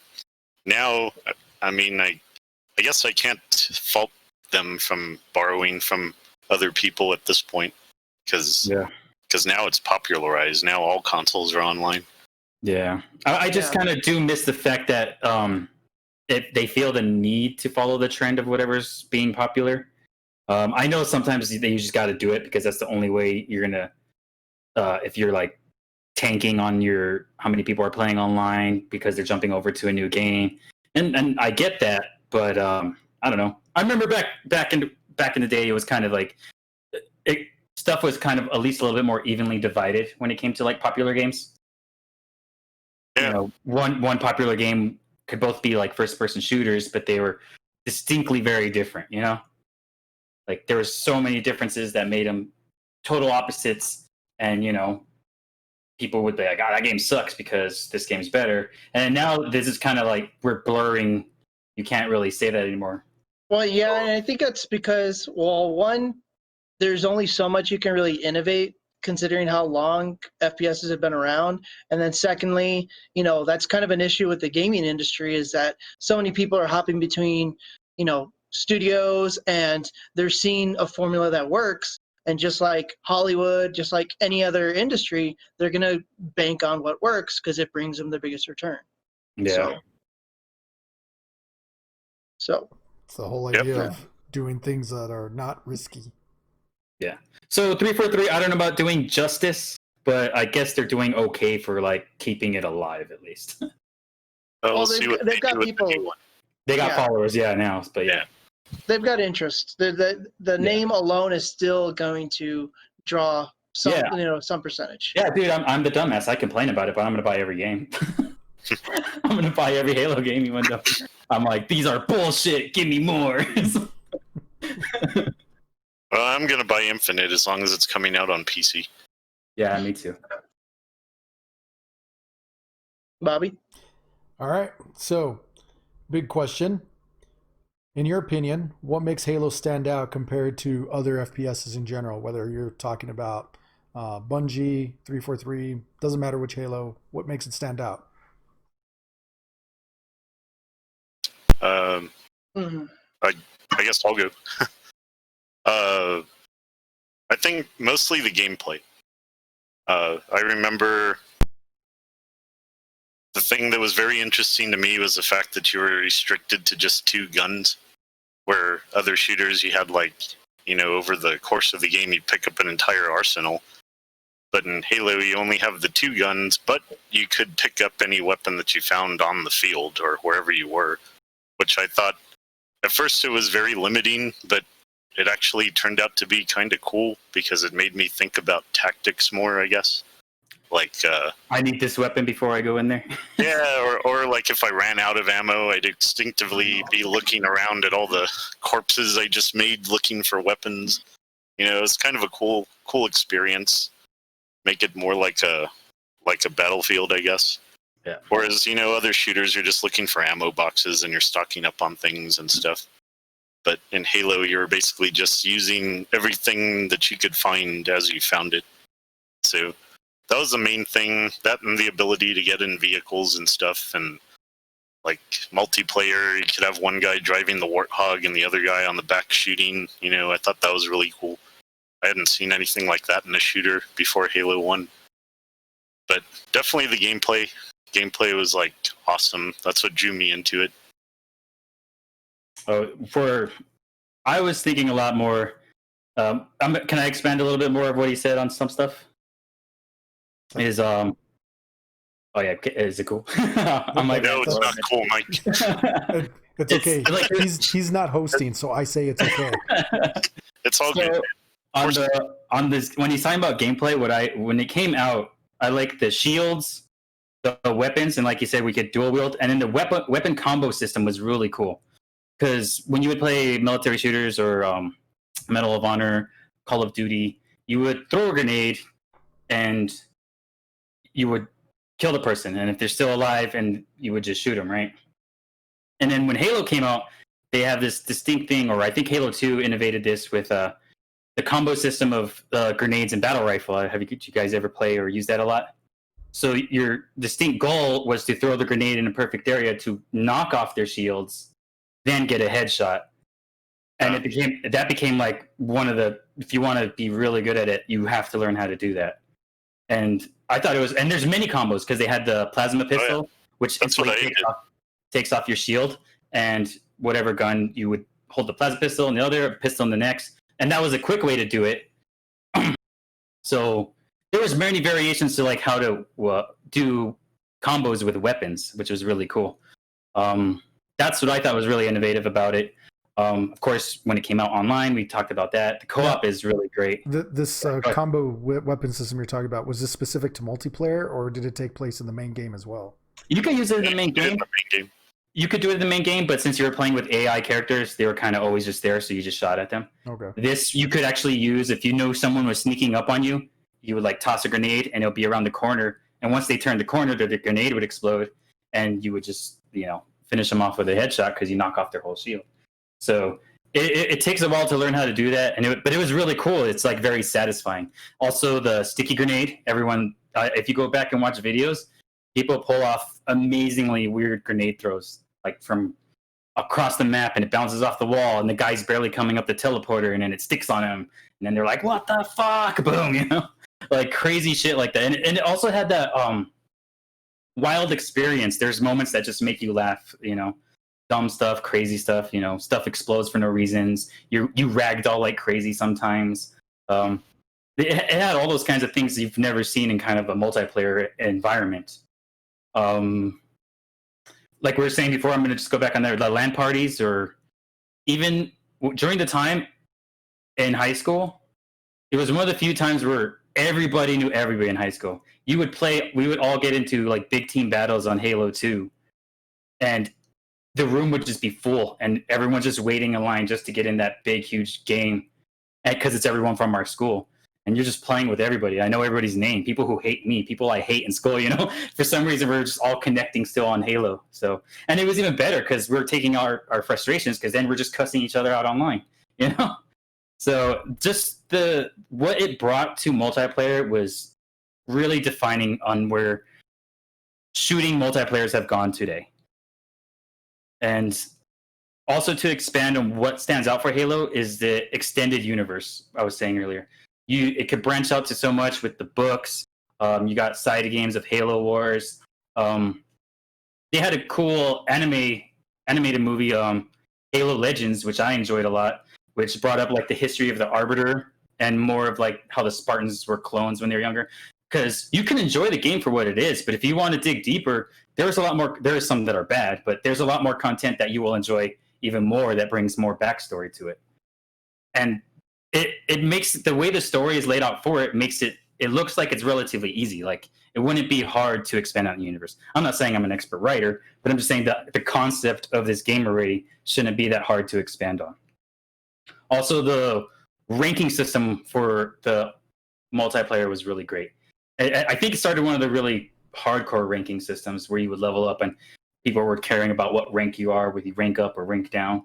And I think it was really well done. I think it had struggles of how the ranking system worked because it was one of the first ones to kind of do that on a console. But after a while, they started getting the hang of it. Then it kind of went away. I don't know how the ranking system is now today since I don't play the multiplayers that much anymore. Yeah. Okay. Yeah. Sorry, I rented again. That's cool. I don't know. I I wouldn't call it a rant. did want to add one more thing on the gameplay thing. There was another cool thing. I don't remember which Halo did this or started it, but at a point that you're targeting your sight, basically, it's a little circle, right? So as your landing hits on an enemy, that circle will expand and then slowly go back to normal.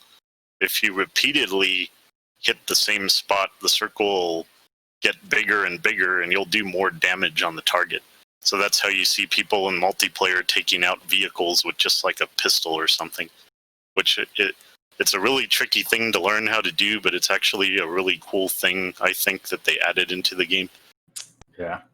And also, they didn't. I mean, of course, Halo didn't start this, but I do miss it. Is the finding weapons on a map, the strategy of the two teams or whatever, and you had to go and fight for a weapon or get to a point and fight for a weapon instead of now you just start with a weapon or you have a certain kind of weapon. Or in battle royales, you luckily dependently get a good or a bad weapon. This one was like predetermined areas, and everyone who's played it enough knows where they're at, and they know they're going to have to go there and fight for it. Or if they get lucky, they just know where it's at and no one else is there. But I think the map play actually really was a good factor for those old school multiplayer shooters, which I do miss those kind of a bit. And a lot of those maps are legendary, man. Like, especially from the first two Halo games. Blood Gulch. I hate that map. Why do you hate that one? Oh no, because so we used to play with this piece of shit, and he would just like he'd take a ghost, and just get to a really high inaccessible point and just snipe everybody. And it's like, well, dude, if you're not gonna really play, then what's the fucking point? And you know, like I don't know. It's a legitimate strategy. It's not, but that's just it though. That's not fun to play against. So then I'm just not gonna play with you. You know what I mean? Like I have that issue with certain games. Like one of my biggest things in Street Fighter is I fucking hate turtling and zoning because it's just so lazy. I mean, is it strategic? Absolutely. But you know, I'm taking notes. What's it called? Turtling. Oh, I mean, I'll still kick the shit out of you, so I don't worry about that. Be sure to turtle. For the record, for an explanation on turtling. Well, I'd like to, but Mike keeps interrupting. Sorry. Frank, shut the fuck up, Mike. Just watch the Street Fighter podcast, and it'll all be explained. Just plugging in one of our older podcasts. Yeah. But no, like Mike Prime said, is that a lot of those maps are legendary. I mean, so much that they carried on to other Halos. So, I mean, that's just a testament to their legacy. How about you, James? You've been quiet this whole time. It's the story more than anything else. I'm really into that military sci-fi. And what gets me, like, especially, there's this one part in the first Halo where you're all in one of those helicopters. And essentially you do like a beach landing with a bunch of troops. Everybody's coming in. There's a bunch of these helicopters coming in. And you do a beach landing. The Silence of the enemy fire. I think. What's up? Silence of the Cartographer. I think that's the stage. Yeah, I think so. You do this beach landing with all these other troops, and under enemy fire. That kind of military sci-fi was relatively new in video games. Of course, they take a lot of inspiration from like books like The Forever War by Joel Haldeman, and Starship Troopers. I can't remember the Heinlein. who did Starship Troopers. Robert Heinlein. Yeah. Heinlein. Robert Heinlein. So you could see that Halo, the story itself, borrows from like those particular novels of these troops in a very sci-fi setting, military sci-fi. We talk about things like Babylon 5, Battlestar Galactica. Those kind of in the same kind of military sci-fi in that same kind of genre. And I think Halo, that's what really sparked my interest on it. You know, Well, jumping into a warthog with a guy with a couple of gunners in the back. Yeah, You thank know, you for that's- bringing up the beach, though, man. That's what it was. In the magazines, I would see that beach landing stuff, and I think that's where I was like, I definitely want to get this game. But yeah, thanks for bringing up the beach landing because I totally forgot about that. I mean, that's what kind of hooked me on that kind of stuff. Yeah, Right yeah. there. And the way the story is presented, you know, you have the human race is, you know, militarized in space. You know, what would that look like? And you know, later on in you know, throughout the series, you could see the extent that the human race or the UNSC goes to, you know, try to fight against the Covenant. You know, creating the Spartans and kind of the questionable, you know, the questionable things that they did in order to fight back. On other people to, you know, create super soldiers to fight against the Covenant or fight against, you know, this threat. With them, you know, colonizing the galaxy, and obviously you're going to have some sort of military force. You know, those stories like that really sparked my interest. So that's what kind of hooked me on Halo. Cool. I think it's interesting because each of you guys has shared something different about Halo that sold you in, and that's kind of a testament to why it's been able to last for so long, because it's not just one aspect of the game, it's all these different aspects, and one aspect speaks more to each of you, but yet you guys can all still enjoy it as a whole. So I think that's pretty cool. Mm-hmm. All right, so I'm going to kind of answer this question for myself, which leads us into our next question, and I'll answer that one as well. So for me, it was the innovation, a lot of what Mike was saying, as far as the strategy, as far as the two weapons. You know, you're not just running and gunning. You do have to have some sort of strategy. You know, you have to be tactical because you do have very limited ammo. Especially, I mean, that's what I really remember about that first game. Is that, you know, when you pick up the alien weapons, there were, you know, plenty of them, but you really had to find the one that worked for you. Otherwise, you would really just need to stick with, you know, the human weapons. And so for me, the next question is, what is your favorite Halo game? And for me, it's the first one, because that's the one that I'll always remember fondly. You know, playing the story and playing the multiplayer to death. And when I got to 2, I was really let down with, you know, what I was expecting. And of course, you know, we have to curtail our expectations a lot of times in the gaming industry, but it just felt very not what I was expecting, and it felt very disjointed, especially because, you know, you're going as Master Chief, and then all of a sudden you play as an Arbiter for a couple levels, and then when you're getting used to him, then you go back to Master Chief, and I just didn't really enjoy that, so I didn't really continue after that. Yeah. So for Then me, you finish off with a boss battle with Arbiter, and that's it. yeah. So, I mean, for me, that was my favorite Halo game. I don't even play any of them anymore, but that first one is still always going to be my favorite. So I'm going to start with Mike B. What's your favorite Halo game? I got 2, actually. It's because it's 2 different aspects. I already went through it, so I'm just going to say it. Online, Halo 2. It's just, like I said all the things before. I thought the balance was that the dual wielding, I already explained all that. It's Halo 2 Online, my favorite. And I enjoy actually playing it on the Master Chief Collection on PC. It's actually pretty cool to go back and play that again. It looks beautiful. Yeah. And then reliving the experience because, you know, people are still toxic as ever on Halo 2 as they always were. I mean, you just go into a lobby, it's like, you already die, you little bitch. And I was like, oh, shit. Okay. And then I totally get my ass kicked because I haven't played him forever. Or probably because I sucked to begin with. But Once the match is over, the guy's just like, "Thanks for the win, scrubs," and then he leaves.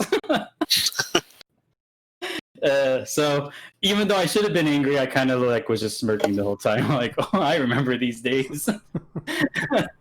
And then story-wise, Reach was my favorite. I love Master Chief in the original ones, of course, but he was more of just the action hero.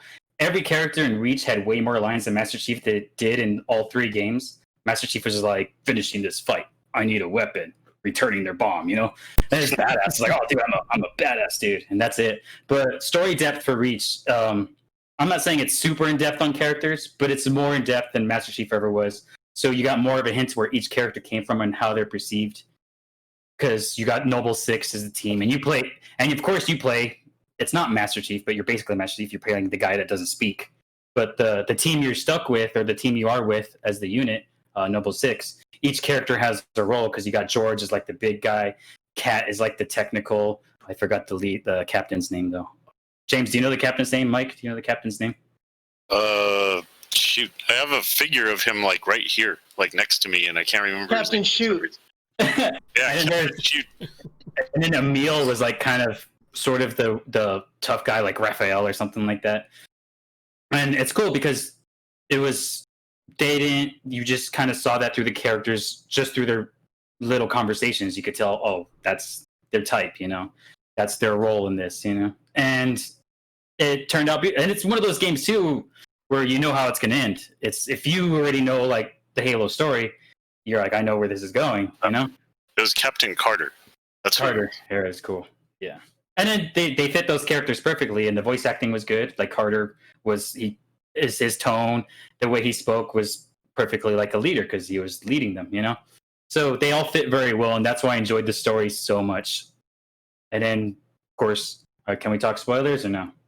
Yeah, I think we can do spoilers, man. And then when you come to the ending of that, I know it's coming because it's the fall of Reach. Well, it's Reach, but the book was called The Fall of Reach. So, and I've read the book. Yes, you guys, I read. Was it an audio book?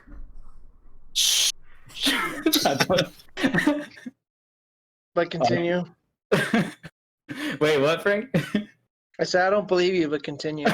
Okay. But anyway. I believe you, Mike. But anyway, I already know the ending's coming, so it's kind of like, okay, this is going to be a bummer, so it shouldn't affect me as much. But when I got into it, I was like, oh man, this still kind of blows, So, I mean, I thought it was great storytelling for a first-person shooter, or basically for a Halo game. So 2 is your favorite for gameplay, the multiplayer especially, and then Reach for the story. For the story, yeah. Because I did think Reach was sucked because you couldn't dual wield anymore. That's my favorite thing, that after 3, it never came back. Even to this day, there's no dual wielding, so it's like, but why? Yeah, that doesn't make any sense to take a step backwards. But then again, different studios, different priorities. Well, but that's the same thing as earlier, is I think they're going towards, like Mike said, it feels more like Call of Duty's. And then Call of Duty's dual wielding is different from what Halo's dual wielding was. So I think they didn't want to incorporate that, Yeah. Or I don't know if that would just affect the gameplay. But yeah, Halo 2 online story Reach. Cool. How about you, James? Like Mike B, I have 2 favorites. It's going to be Reach and 3 ODST. Oh, that's a cool one. So with Halo 3 ODST, of course, it's kind of like I guess a spin-off from Halo 3. But you're playing as humans. You're not a Spartan. And it's telling the story of, the Earth being invaded by the Covenant. I like that the way they did that in the game, where you're a human, you're actually very vulnerable. You don't have shields. Every fight that you get into with the Covenant is a fight for your life. It's harder. Yeah, it's harder, and you have to use med packs too. It's harder than the other Halos, but I like that. It shows a different perspective of the Halo universe. You have these elite soldiers. It's not just Master Chief fighting against the Covenant; it's the human race, and it's the military, the UNSC, that's fighting against them. So it's a different perspective that I enjoy. Of course, that's that military sci-fi perspective. Every fight that you get into in that game is you feel like you're on the edge of dying the whole time, and there's a reason for that, and it's because you're a human being. You're not a Spartan. You don't have all the heavy armor and all of the the technology. Yeah, you're bringing up a really good point too, because when you're saying you're right about that, James. Master Chief is a genetically engineered from when he's like a young kid to be a Spartan. So James is right about this point. What the ODST is, the orbital dropship troopers, they are the top of just the soldiers without being genetically altered. I thought it was Drop Shock Trooper. I think Shock is for Star Wars. No, it's an orbital shock trooper. Oh, it is? Yeah. It's a shock trooper? ODST, orbital drop shock trooper. Shock trooper. Okay, my bad. Shock then. What did I say? You said ship. I mean, it's negligible. Okay. Yeah. But James is right about that. They're the top notch of their military that's not genetically altered. Yeah, so you play one of these and it's a misdrop. So, you're dropping down onto Earth, you got attacked by the Covenant. It kind of plays off of like the whole, World War II D-Day of the paratroopers dropping in behind enemy lines.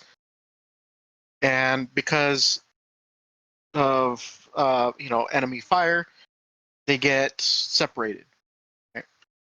And so it kind of plays on that story of, troops that have been dropped behind enemy lines, they got separated, and you're playing a character, a part of this ODST unit. You were knocked unconscious, so you have to try to piece together where the rest of your team is and what happened. And you're finding clues along the way, running into Covenant, kind of piecing the story together as you move along.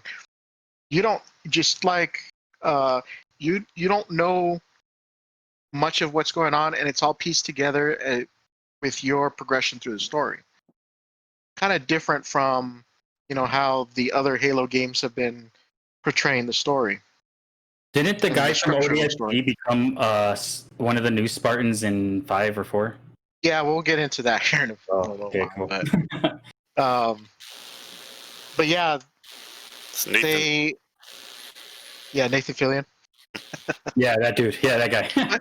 You know what? That also brings up they had a lot of celebrity voice actors in that game too. Yeah, Michelle Rodriguez was in part 2. Boo. What? For both. Wait, who is she? For both? Okay, for both. She was just a soldier. A female one of the soldiers. Oh, okay. Yeah. But in ODST, who was it? It was Nathan Fillion. He played Sergeant Reynolds. Yeah. Adam Baldwin was a character too, no? Yes, he was. Adam Baldwin. Pretty much like Firefly's cast. Oh, Adam Baldwin was like Dutch. I forgot what he was doing though. He wasn't one of the main guys. But just that whole story, I really enjoyed that story. It was short. It wasn't as long as the other Halo games. I kind of see the controversy behind it. A lot of people were expecting a full-blown like Halo expansion. It kind of felt like an expansion that they were selling for first. But it pretty much was. But it really was. Pretty much was. But Well, it you was could really finish good. it, right? You could finish it like in like 4 or 5 hours or less than that, right? About 4 or 5 hours. If that. Because the missions were broken up, so it was all of the main characters, and then your character, I guess the main one, was just in between. You're just searching for the rest of your team.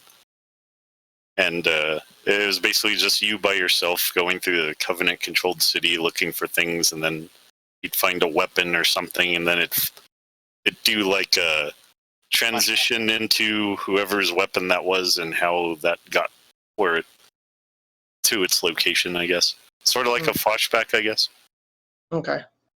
Yeah, you're kind of piecing together what happened to your unit. And eventually the story all comes together at the end, where you actually meet up with them. So it's basically like to me, ODST is like the Earth levels that were shown in the trailers prior to Halo 2's release, but never made it into the main game.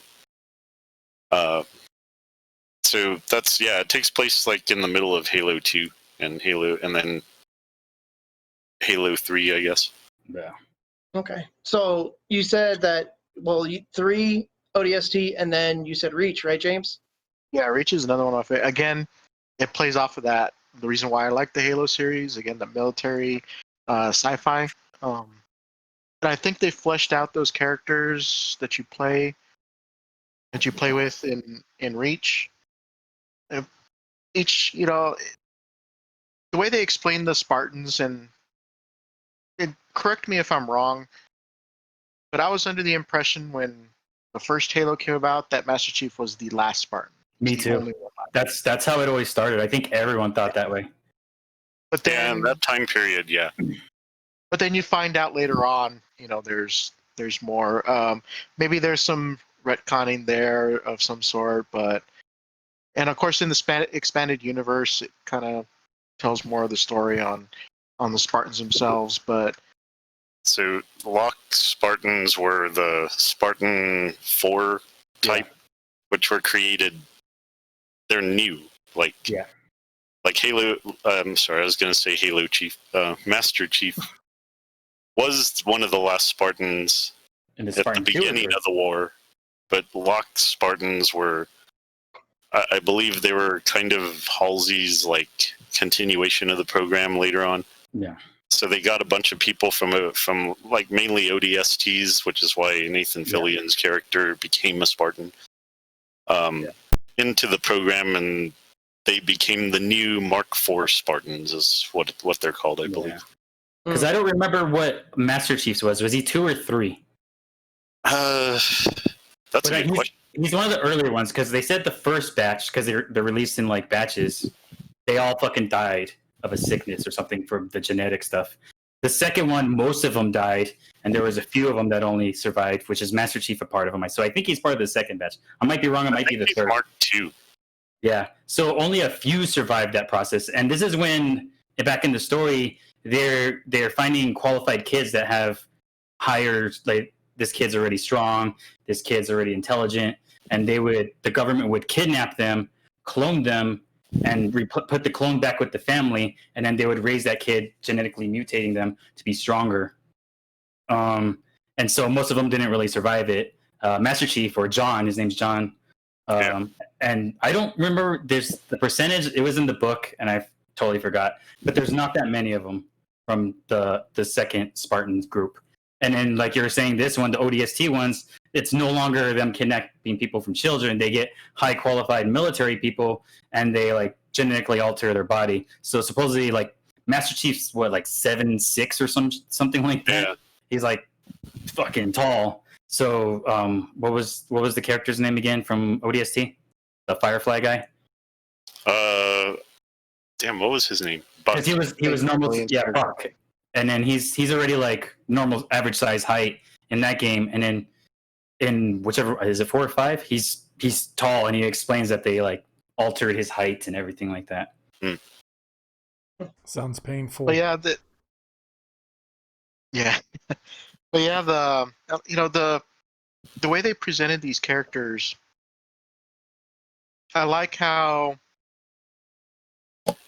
you could tell, they develop the characters, who they are, they have personalities. Just visually, you can tell a lot about each individual character in this Noble Six, right? Yeah. They're all scarred up. Some of them, we have a character who's missing a limb and had to get a prosthetic. They each have their own set armor. They have their own specialty. They have their, the way they interact with each other. So they argue. It almost puts them almost in a human light. But each character, I think, is fleshed out really well. And it's a form of storytelling that's more visual than anything else. You don't know a lot about Noble Six. You don't know what they've been through. You know that they've worked together quite a bit. But just by looking at them, you have, one character he never takes his helmet off, but he's carved a giant skull into his Visor. visor, right? Kind of a hard ass. He even kind of makes snarky remarks to the other characters. They kind of dismiss him quite a bit, and so you could tell a lot about that particular character. You have one that has, he's the sniper, very standoffish, always alone. He doesn't stand next to the other Spartans. Oh yeah, he's always usually outside of off the map, huh? corner. He's always He's like usually like whenever they're standing together, he's off to the side a little bit. Doesn't like being around his other teammates, and he kind of explains that in the sniper mission too. That he doesn't in the sniper mission where you're with him. He kind of explains to you that he doesn't normally have company come with him. And he usually works alone. But you get that just before you even get to that mission, you're already under the understanding that he is kind of a lone wolf in that kind of sense. And then of course you have the big guy with the big heavy weapon. George. He's kind of like the gentle giant. I think his name was George, right? George. Yeah, George. Not like our George. Yeah. He's kind of like the gentle giant. He's Very- not gentle or giant. But He's this a guy, rude, normal person. But this guy, he's very intimidating, very large. But in the game, he actually takes a knee to there's a civilian who's kind of traumatized by a covenant that killed her father. He actually takes the time, takes his helmet off, takes a knee with her, and speaks to her in a very soft voice. In her own language too. And in her own language. And so it's that character building, a way of presenting the characters in a way where you don't know much about them, but you can tell it's like that visual storytelling. And that's what kind of drew me a lot to that game. Yeah. And see, when you're getting to that point too, like you're saying the hard ass with Emil, the one who has a skull scratched on his lens, he's calling him stupid for even showing sympathy, And they have that conflict certain way. But they're still on a team. But he's telling them, like, why are you wasting your time with this? They're all probably already dead here. We just need to go on with the mission. So that conflict between them, even though they're a team, they have different views of how things play out or should play out, Mm-hmm. And then their deaths too. And it kind of shows, again, it's that storytelling of war. Their deaths aren't glorified in any way. It's a lot of the times they die instantaneously, and you're like, what the fuck? Why did you kill that character off? But they're gone. it's kind of like the reality of the situation that they're in, right? It's like that. Cat's death. Yeah, that was ugly. Nowhere. It comes out of nowhere, and of course, that's how real. If they were in a real situation where, you have this invading force, they're completely surrounded. Out of nowhere, any of them can die at any time, and for no reason, or it's not glorified in any way. It's just like boom, they're dead. Yeah. Right, and then they have to move on. There's no mourning. There's no time to think about it. They have to move on, and that's what they do. Yeah. So it's that whole storytelling that I really appreciate in that game. Okay. Thanks, James. How about you, Mike? What's your favorite Halo? Well, just like both of them, it's Reach, hands down. Pretty much, there's not much I can say after everything Mike and James have already said. But Sorry. that's cool, man. You guys nailed it. Like story-wise, it's definitely the best story in the game. Even though knowing that it's a prequel and knowing that my character probably wasn't going to survive, it was still a blast to go through. I will say that for me, I did love the extra abilities you got in the game. Like they added the thing where you had power-ups and stuff. You can pick up like a jetpack or a personal shield or whatever. Or ability to run. That was okay. That was kind of dumb because But think about it. Like none of the Halos had run in it. Yeah, that's why it was weird. So not the idea. Oh, this is a guy, fully trained military guy. Why is he running? can only run with this one thing. Are you talking about running or sprinting? Sprinting. Sprinting. Okay. Yeah. Which was like, basically running in Halo. Okay, I was gonna say because They're always. I guess because Master Chief's always at that brisk jog, Yeah, running down. exactly. He's like, I'm not gonna get winded, but I'm kind of in a rush. He's power walking. I could do this for hours. But yeah, they added a run and reach finally, but it was an item you had to pick up. But And limited. yeah, so in multiplayer that sucked, but the single player I thought it was okay. I thought it was fine because all the situations and all the levels, whatever items you found, kind of suited the situation. Like there's a part in where you're kind of in a city. Basically, a city setting's being taken over by the Covenant, and there's a bunch of different levels. So there's jetpack items everywhere, and that makes it easier to maneuver around that map because you could jump up to other levels easily. There were other parts where a shield was like very beneficial, like in close quarter stuff. That armor lock, right? Yeah. Oh, the armor lock was kind of cool, actually. Like it would stop vehicles, wouldn't it? Yeah, like if a vehicle was coming at you, you could take it out just by doing the armor lock. Like they slam their fist on the ground and they get like an overpowered shield, like energy shield. So the vehicle is basically like hitting a grenade or something almost. Yeah. Or they just slamming into a brick wall. It just stops it. So that was cool, and of course the main reason that I love Halo, and that's this will be my answer to another question later, but the space level. It was the only Halo game that had a space level, and that was awesome. Right. And I love space shooters. Like I wish there were more of them, but that was incredible. Like just going off. I think the vehicle was called a Saber. Saber. Did you wish there were more stages of that on it? Yeah, I mean it was only two really stages. short. It was just like the getting to the space station and then defending as you're boarding that Covenant ship. But those two missions were amazing. I fucking love that. I replayed just those two missions so much in that game. But yeah, Halo Reach, that was the last Bungie game, I believe, and that's definitely my favorite out of the entire series. Oh, and this is what I was going to say about that when you were bringing up Reach. And I said this earlier when I was saying how 343 is creating new characters, but they have Master Chief in it. Reach is a perfect example. Master Chief was not in it. I was expecting to see him at the end or something. I was like, oh, they're going to show Master Chief now. But it was still kind of a cameo way because they showed the Pillar of Autumn. That's where you're delivering it. Your objective. And you're like, oh, Master Chief's in the cryosleep on that ship right there. That's all, but they don't ever show him, or you don't ever meet him. Well, you just meet Cortana, so. and Captain Keyes, but it's really quick. So there was no need for these characters in the previous games to be in it, and it ended up being the best one, I think, for storytelling. Yeah, true. Yeah, and the two that I like don't have Master Chief in them. It says a lot about those two games. I do like ODST a lot for the same. James already touched on this, but just that you're a regular human, so you can't really attack like you're a super soldier anymore.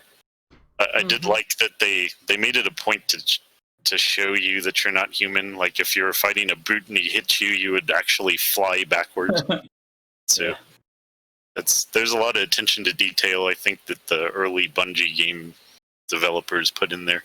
Or if the game glitches when the brute hits you, you fly into space. Shit like that. Yeah. But yeah, so Reach for me, definitely. Sounds like Reach is definitely the most popular among the full Halo players. Yeah, I think I would agree with that. And then that's where the multiplayer kind of changed for me, but that's when it was still pretty well balanced and really well done. They got rid of dual wielding. The abilities were cool. But it was still overall game still solid. Like the multiplayer didn't even ruin it for me. Well, good stuff, guys. All right, so I want to go ahead and close out this podcast with something a little bit different. It's so different that I didn't even have a chance to talk to Frank about it. So, I had those 4 questions at the end. I'm going to drop the one having to do with Master Chief and Cortana. Because what I want to do, and the last 3 questions fit it, is I want to do a lightning round in which each of you is going to get a chance to answer each question, but you're going to only have 20 seconds to answer and tell us why. So, Frank, I'm going to need you to time this. From the moment I ask the question, set your timer, and then let them know when time is up. And I'm going to start with James. I'm not going yet. I'm waiting for you to. Where's Mike? There it is. Okay. Oh, and Mike B, when you edit this, I would really love it if you would set like a 20-second clock Timer. and have some kind of music playing, and then have a buzz at the end. I'll put the rock anthem for saving the world. Never mind. We're canceling the lightning round. You ready, Frank? Yes. All right. So, James, I'm going to ask you this question first, but this question goes to everybody. Who is the best enemy and why? Elites, because, man, they actually have tactics. They actually will flank you. They'll move forward. Those are like the most challenging ones, I think.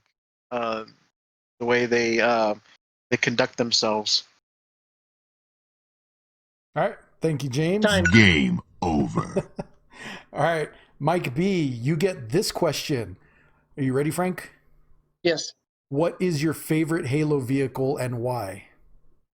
I think everyone's answer should be the Warthog because it's a team building one, and a solo one is the Ghost because it's the most flexible to fight and attack back. So those 2 actually, but depending on group or solo play, Awesome. And Mike Prime. Game Our last over. lightning question. Frank, are you ready? Yes. What is your favorite Halo weapon and why? The battle rifle from Halo 2, because it's freaking awesome. Halo 1, I would use the pistol a lot, and the battle rifle is just basically that on acid. You could zoom, you could snipe, you could like unload the clip at close quarters. It's overall the best weapon for me. Time. Game over. Good answers, gentlemen. I appreciate it. I think we need to introduce this lightning round into every podcast starting from now on. So, Yeah. All right. Well, For me, I love the Needler in Halo 2. wait, wasn't it 'Cause in it's- Halo 1 as well? Yeah, but it Yeah, but sucks in 1. Yeah, it it does sucks suck. in 1. It is better in But 2? in 2, there's like freaking no ammo. So you get 1 or 2 really awesome kills, and then you're like, all right, I got to switch weapons. and you could dual wield the needlers. Yeah, Or Yes. needler, get to and them. they explode. I think Yeah. after you like unload enough of them. Oh, yeah. One detail that I think everybody kind of missed is when you pick up weapons from enemies or even soldiers that have dropped them after they died, the ammo that they have is whatever they spent. Oh yeah, that's true. Yeah. So if they if they sat there and shot at you for a while before you picked it up, that thing don't have ammo in it. It's a nice detail. Yeah. All right, gentlemen. Well, any final words you'd like to add before we move on or before we close out?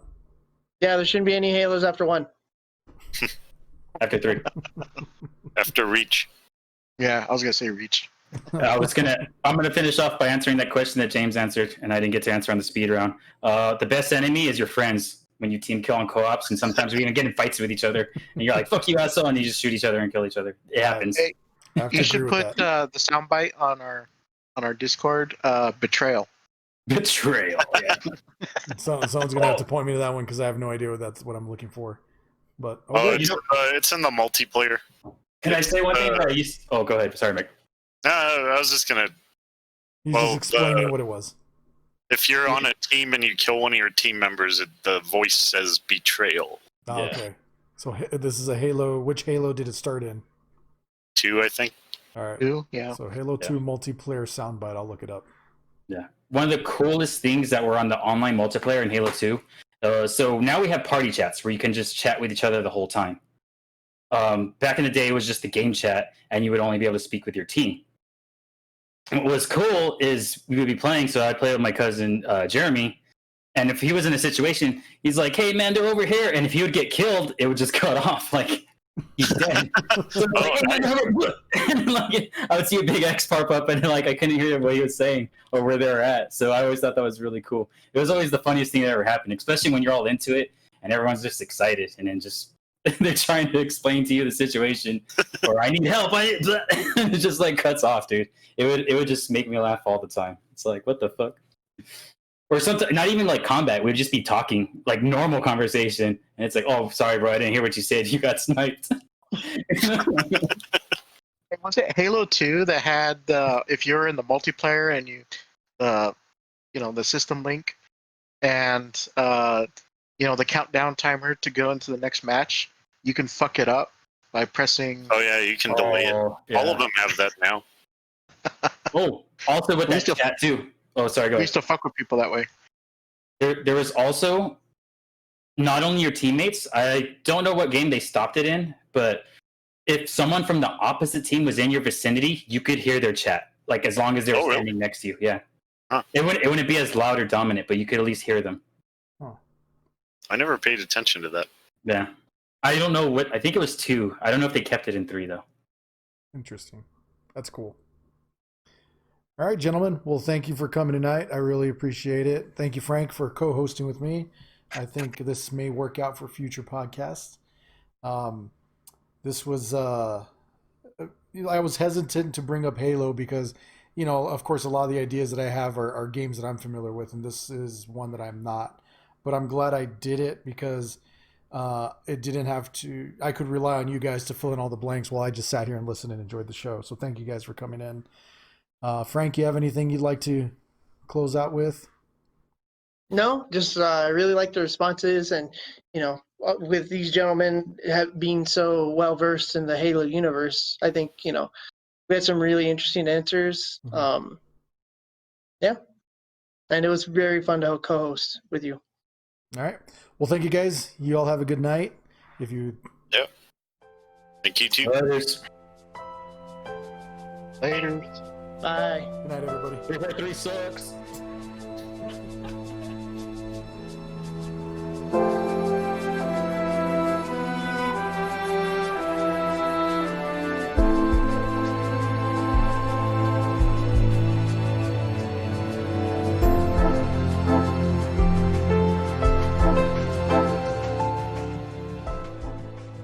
At the conclusion of Starship Troopers, in typical Verhoeven fashion a la mock media coverage, a now lieutenant-ranked Johnny Rico parrots, spoiler alert, a dead rat chick with the line, "Come on, you ape, you wanna live forever!"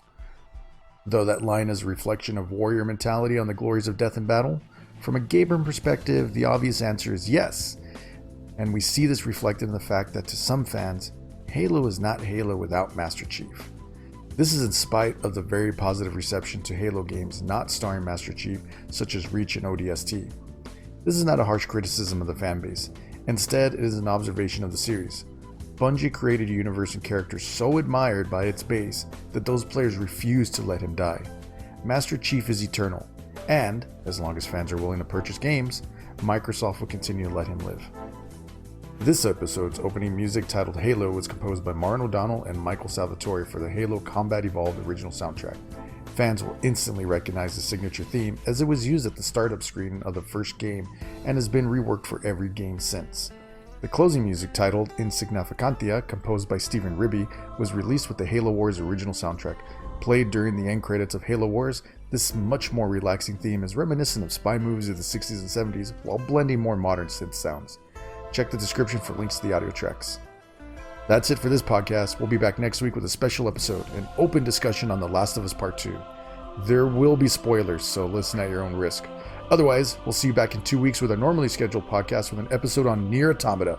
Peace!